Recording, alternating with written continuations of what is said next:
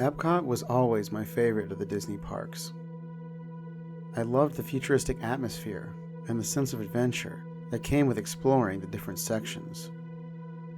One of my favorite rides was the Figment ride, a whimsical attraction that took visitors through a world of imagination and creativity.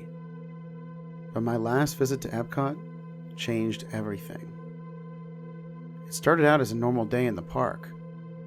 My family and I went on all the usual rides, enjoyed some delicious food, and watched the fireworks display at night. As the park began to close, I asked my parents if I could go ride Figment one last time before we left. I know it's kinda lame, but for some reason, the nostalgia of that ride just really does it for me.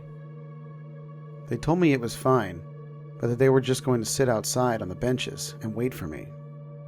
As I got on the ride, I noticed that something felt off.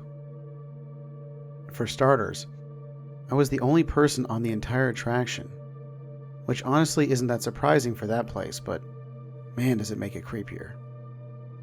Then, although I had been on the attraction in the past many times, it seemed like the colors were brighter for some reason, and the animatronic Figment at the beginning was moving more slowly than usual.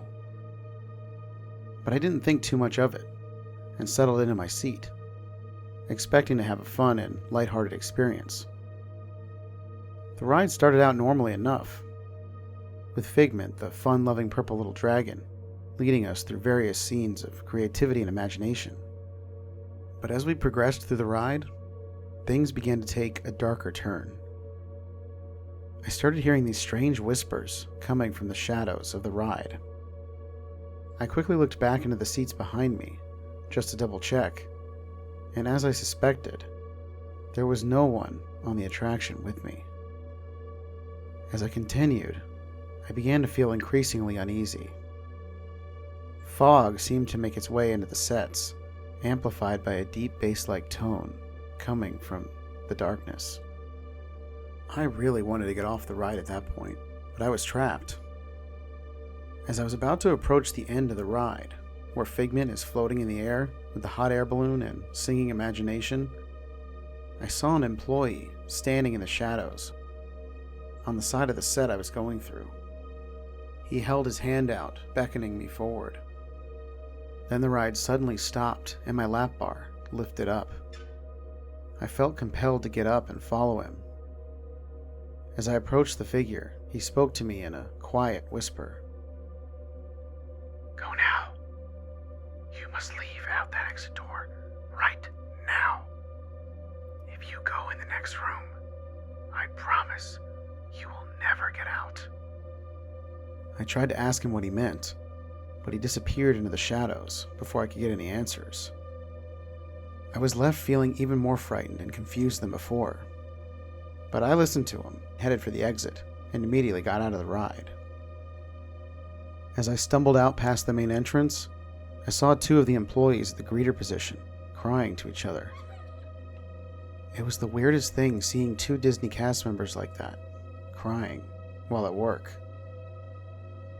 But I figured there wasn't much I could do about it, so I continued on my way. When I met back up with my parents, I tried to tell them about what had happened, but they didn't believe me. They said that the employee was just messing with me. You know, the typical stuff parents think when this sort of thing happens. Over the next few days, I couldn't shake the feeling that something wasn't right. I did some research online and found that I wasn't the only one who had had an employee do this to them when riding alone just before park closed. Many of them also claiming to hear screams once they left the ride. I was terrified at this point. I had always thought of Disney as a happy and innocent place, but now it seemed like there was a darker side that I had never known about. Despite my fear, though, I knew I had to go back to Epcot and find out the truth about what was going on. It seemed like the employees had to know something, otherwise what were they crying about? I went alone, not wanting to involve any of my family or friends in this dangerous investigation. As I made my way back to the Figment ride, I noticed that the park seemed different than usual. The air was thick with a sense of foreboding. and I felt as though I was being watched by unseen eyes from every corner. When I arrived at the ride, I saw that it had been closed for maintenance, and there was a young cast member yawning next to the sign. I went up and asked him if he knew anything about what had happened the other night to me, but he just looked like I was crazy and told me the ride was down for maintenance. But I could sense there was something deeper going on.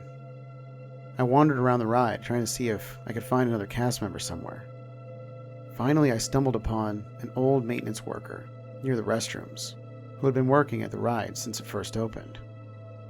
He was hesitant to talk to me at first, but as we walked away from the ride, he began to whisper something to me. He told me that the Figment ride had always been plagued by strange occurrences, like the one I had experienced, and that Disney had done everything in their power to keep it quiet. They had even brought in priests and shamans to perform ceremonies to try to exorcise whatever bad omens were inside of it, but nothing seemed to work. Apparently several employees had gone missing there over the years, along with a number of guests too. But again, nothing was ever allowed to get out about it. The man warned me to just forget about the Figment ride, but I knew that I had to investigate further. I thanked him for his help and made my way back to the ride. As I approached the entrance, I noticed it was open again, so I mustered up the courage to go on. No one was around once again as I walked down the long queue, cautiously making my way past another zombie-like employee and onto the actual ride. I suddenly heard those strange whispers coming from the shadows again, almost as if people were telling me to go back. I kept riding though, until I finally got to the room where the Figment is floating in the air with the hot air balloon.